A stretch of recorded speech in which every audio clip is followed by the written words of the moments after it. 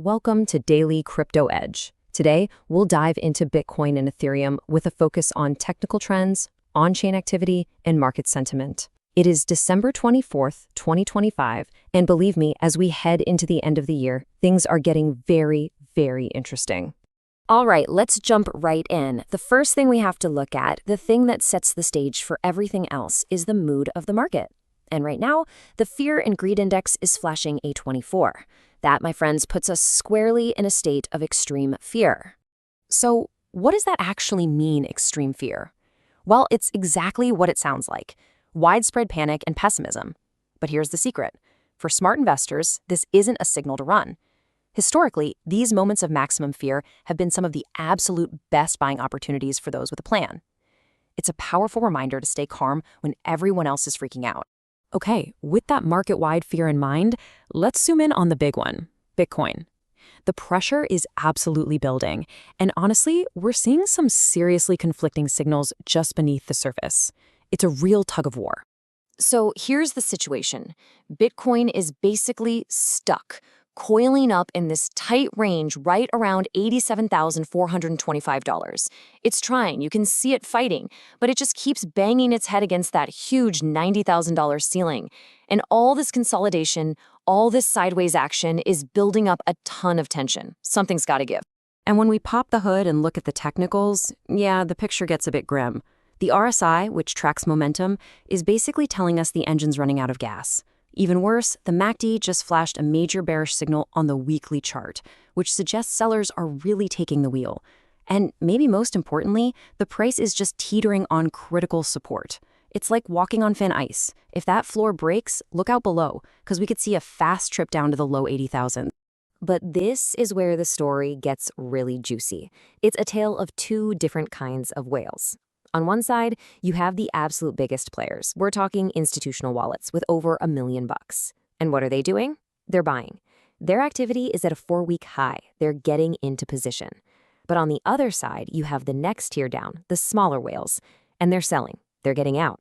This disagreement is the central conflict driving the Bitcoin market right now. So let's put it all together. What's the bottom line? Right now, the probabilities are leaning bearish, about a 65% chance. In this scenario, we break that support we talked about, flush out some leverage, and see a drop to that $78,000 to $80,000 zone. The bull case, at 35%, would need a really strong move to reclaim 90,000 and start pushing for 95K. For now, the path of least resistance looks to be down. But hold on, just when you think the whole market is about to roll over, Ethereum starts telling a completely different story. And it's a fascinating one.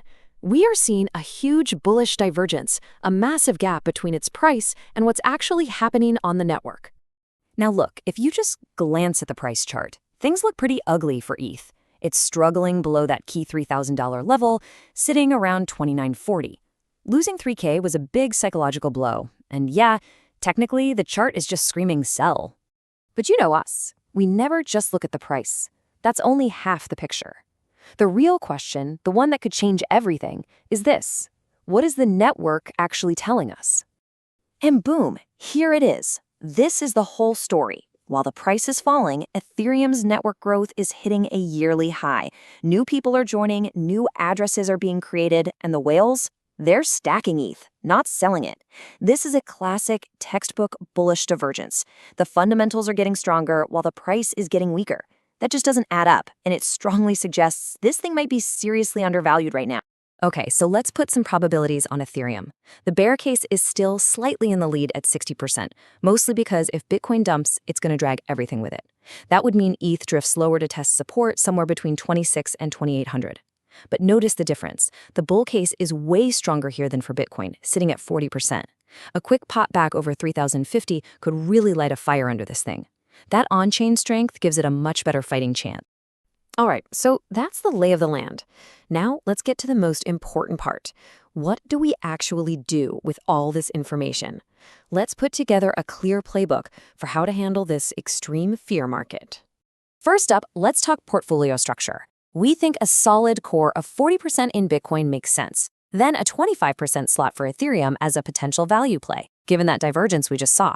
Maybe 10% for some higher risk, high beta alts. But here's the key. Look at that 25% in stablecoins. That's your dry powder. That's your cash on the sidelines, ready to take advantage of any big dips. You gotta have it. Next up, and this is crucial, risk management. In a fragile market like this, your number one job is to protect your capital. That means discipline. For any single trade, if you're conservative, you should not be risking more than 1 or 2% of your whole portfolio. Even if you're aggressive, cap it at 5%. This is not the time to be a hero. And again, keeping a healthy slug of cash is non-negotiable.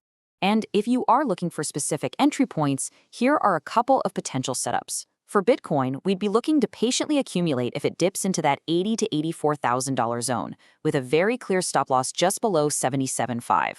For Ethereum, the play is a swing long if it tests support between 2650 and 2850, looking for a bounce back towards 3100. These are clear, defined risk opportunities. Okay, finally, let's look ahead at the calendar. Because navigating this market isn't just about price levels, it's about timing. And we've got a few huge dates coming up that could inject some serious fireworks into the market. First stop, December 31st, the massive year-end options expiry. Buckle up because we should expect some wild price swings around then. Then, as we flip into 2026, we'll be watching for the classic January effect, which is when a lot of fresh capital tends to flow into the market. And for Ethereum specifically, the big thing to watch is the ETF flows. If we see a flip from outflows back to inflows, that could be the green light for a major reversal. And that all brings us to the final cliffhanger question as we head into the new year. Will Ethereum's powerful on-chain strength be enough to overcome the technical weakness we're seeing from Bitcoin and the rest of the market? That, right there, is the main event we'll all be watching unfold. Remember, these are probabilities, not guarantees. Stay informed, manage your risk, and see you in tomorrow's update.